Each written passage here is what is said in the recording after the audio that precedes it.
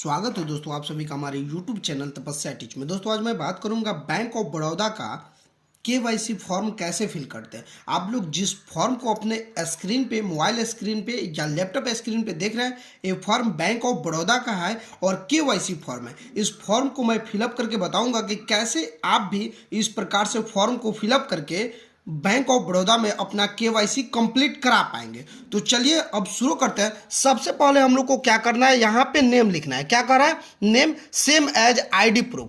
उसके बाद यहाँ पे कुछ इस प्रकार से आपको फर्स्ट नेम और लास्ट नेम इस प्रकार से लिखना है। जैसे मेरा नाम है राम तपस्या कुमार, तो फर्स्ट नेम और लास्ट नेम।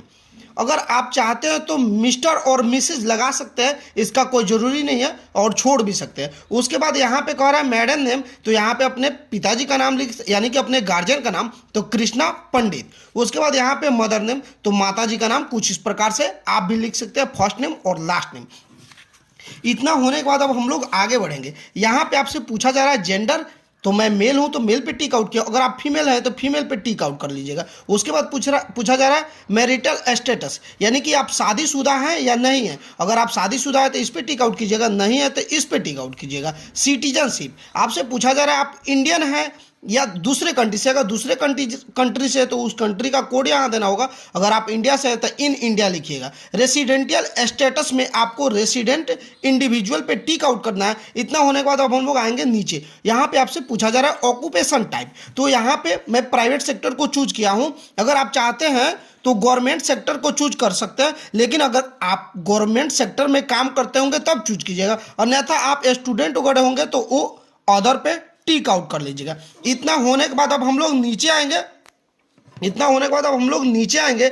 यहाँ पे आपसे पूछा जा रहा है पैलेस सिटी ऑफ बर्थ, तो यहाँ पे मेरा palace city of birth Sugauli है। अगर आपका जो होगा उसको यहाँ पे लिख लेना है, यानी कि अपना नज़दीकी सिटी को लिखना है, यानी कि आपके होम से जो नज़दीकी शहर होगा उस जगह का यहाँ पे आपको नाम लिख देना है। तो चलिए इतना होने के बाद हम लोग आएंगे नीचे। यहाँ पे पूछा जा रहा है details of KYC document submitted by the applicants, यानी कि मैं यहाँ पे आधार पे टिक आउट किया हूँ, वोटर आईडी पे। आप चाहते हैं, आपके पास पासपोर्ट है तो उस पर टिक आउट कर सकते हैं, ड्राइविंग लाइसेंस है तो उस पर टिक आउट कर सकते हैं। मेरे पास आधार कार्ड है और वोटर आईडी है, तो चलिए आधार कार्ड पर टिक आउट करके यहाँ पे डॉक्यूमेंट नंबर, यानी कि आधार कार्ड को नंबर लिखना है। यानी कि आपके आधार कार्ड पे जो 12 डिजिट का जो नंबर होता है उसको यहाँ पे लिख देना है कुछ इस प्रकार से। इतना होने के बाद यहाँ पे दे रहा है डेट ऑफ इशू, ये सब नहीं लिखना है, और एक्सपायरी डेट इसको ऐसे ही छोड़ देना है। यहाँ पे आना है वोटर आईडी। यहाँ पे फिर आपको वोटर आईडी पर जो आपका नंबर होता है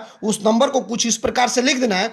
इतना होने के बाद हम लोग आएंगे नीचे, सीधे नीचे चलेंगे और यहाँ में कुछ नहीं फिल करना है, सीधे नीचे आ जाना। यहाँ पे आपको करेंट डेट डालना है, यानी कि जिस डेट में आप अपने ब्रांच में जा रहे हैं केवाईसी डॉक्यूमेंट अपलोड कराने, उस डेट को यहाँ पे फिल कीजिएगा। और यहाँ पे पैलेस पूछा जा रहा है, यानी क्या स्थान, आपका जहाँ का ब्रांच होगा उस जगह का नाम लिखिएगा। मेरा सुगौली का है। अगर आपका मोतिहारी का हो तो मोतिहारी, बेतिया का हो तो बेतिया, पटना का हो तो पटना लिख सकते हैं, दिल्ली का हो तो दिल्ली लिख सकते हैं, उत्तर प्रदेश लखनऊ का हो तो लखनऊ लिख सकते हैं। इतना होने के बाद अब आप लोगों को क्या करना है, यहाँ पे सिग्नेचर कर देना है। तो चलिए कुछ इस प्रकार से मैं यहाँ पे सिग्नेचर कर देता हूँ।